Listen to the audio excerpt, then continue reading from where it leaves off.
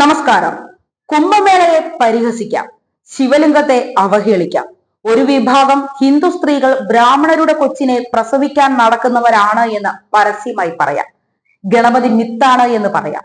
ക്ഷേത്രത്തിന് പിരിവ് കൊടുക്കുക എന്നത് വേശ്യാലയത്തിൽ കൊടുക്കുന്നതിന് സമമാണ് എന്നും പറയാം. ഓണം, വിഷു, ക്രിസ്തുമസ് ഒക്കെ ആഘോഷിക്കരുതെന്ന് പറയാം. സ്വന്തം രാജ്യത്തെ പട്ടാള മേധാവി അന്തരിച്ചാൽ പരിഹാസ ചിരി നടത്താം. ഐസിസ് ആങ്ങളമാരും താലിബാൻ വിസ്മയവും ഹമാസ് പോരാളികളുമാക്കാം. തീവ്രവാദി നേതാക്കളെ കൊണ്ട് സമ്മേളനം ഉദ്ഘാടിക്കാം. അവരുടെ ചിത്രം ആനപ്പുറത്ത് എഴുന്നള്ളിക്കാം. അത്തരം വാർത്തകൾ ഇന്റർനാഷണൽ മാധ്യമങ്ങളിൽ ഉൾപ്പെടെ ചർച്ചയാക്കാം. വിനോദസഞ്ചാരികളായ ഇസ്രയേലികളെ അപമാനിക്കാം. ഇവിടെ ആരും കേസെടുക്കില്ല, നോട്ടീസുമില്ല, ചാനൽ ചർച്ചകളും നടക്കില്ല. ഇതൊന്നും ഇവിടെ എത്തുന്ന ടൂറിസ്റ്റുകളെ അകറ്റുമെന്നോ നിക്ഷേപകരെ പിന്തിരിപ്പിക്കുമെന്നോ വിദേശ രാജ്യങ്ങളിൽ ജോലി ചെയ്യുന്ന പ്രവാസികൾക്ക് പ്രയാസമുണ്ടാക്കുമെന്നോ ആരും പറയില്ല. ആകെ കുറ്റം PC ജോർജിന് മാത്രം. ഹമാസ് തീവ്രവാദികളുടെ ചിത്രങ്ങൾ പതിപ്പിച്ച് പരസ്യമായി പ്രകടനങ്ങൾ നടത്തുന്നവർ ധാരാളമുള്ള ഈ കേരളത്തിൽ ഏതൊരു സാധാരണക്കാരനും തോന്നുന്ന കാര്യം മാത്രമേ PC ജോർജ് പറഞ്ഞിട്ടുള്ളൂ. എങ്കിലും ഒരു പൊതു ചർച്ചയിൽ അറിയാതെ വന്ന തന്റെ നാക്കുപിഴയിൽ ഒരു പൊതുപ്രവർത്തകൻ എന്ന നിലയിൽ ക്ഷമാപണം നടത്താനുള്ള ധാർമ്മികത്വം അദ്ദേഹം കാണിക്കുകയും ചെയ്തു.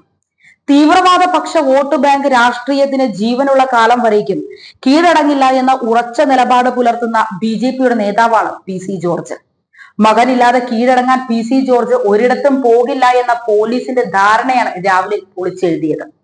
മകനെയും നിരീക്ഷിച്ച് ഈരാറ്റുപേട്ടയിലെ വീട്ടിൽ കുത്തിയിരുന്ന പോലീസ് കൃത്യം 11 മണിക്ക് മരുമകൾക്കൊപ്പം കോടതിയിൽ കീഴടങ്ങിയ പൂഞ്ഞാറിലെ നേതാവ്. BJP പ്രവർത്തകർ വീട്ടിൽ തമ്പടിച്ചതും പോലീസിനെ പറ്റിക്കാൻ തന്നെ. പോലീസിന്റെ അറസ്റ്റ് നീക്കം അതോടെ പൊളിയുകയായിരുന്നു. പോലീസിന്റെ കണ്ണ് വെട്ടിച്ച് PC ജോർജ് ഈരാറ്റുപേട്ട കോടതിയിൽ കീഴടങ്ങി. ഇപ്പോഴിത് അദ്ദേഹത്തെ കസ്റ്റഡിയിൽ വിട്ടിരിക്കുകയാണ് വൈകുന്നേരം വരെ.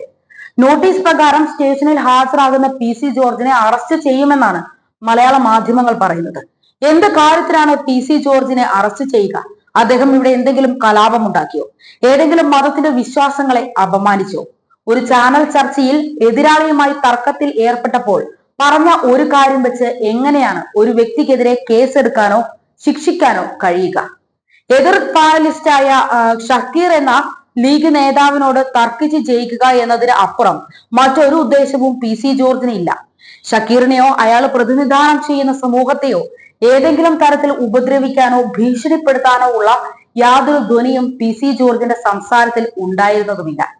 അതുമാത്രവുമല്ല, വാദപ്രതിവാദം നടത്തിയപ്പോൾ പറഞ്ഞ കാര്യങ്ങളിൽ എന്തെങ്കിലും ബുദ്ധിമുട്ട് ആർക്കെങ്കിലും അനുഭവപ്പെട്ടിട്ടുണ്ട് എങ്കിൽ അത് പിൻവലിക്കുന്നുവെന്നും വിഷമം തോന്നിയെങ്കിൽ അതിൽ ക്ഷമ പറയുന്നുവെന്നും അദ്ദേഹം പറഞ്ഞിട്ടുമുണ്ട്.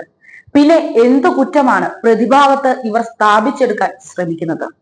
പ്രീണന രാഷ്ട്രീയത്തിന്റെ ഭാഗമായി കേരളത്തിലെ യുവാക്കളെ മതമൗലികവാദികളാക്കാൻ തീവ്രവാദ സംഘടനയായ ഹമാസിന് അനുവാദം നൽകിയവരാണ് PC ജോർജിനെതിരെ നടപടിയെടുക്കാൻ ഒരുങ്ങുന്നത്. എന്നാൽ ഇതൊന്നും വിജയിക്കാൻ പോകുന്നില്ല. കാരണം ജാതി മത സമുദായ വ്യത്യാസമില്ലാതെ ഭീകരതയെയും തീവ്രവാദത്തെയും എതിർക്കുന്നവരാണ് നമ്മൾ മലയാളികൾ. അതുകൊണ്ട് തന്നെ ഈ അടവുകളെല്ലാം കയ്യിൽ വെച്ചാൽ മാത്രം മതി.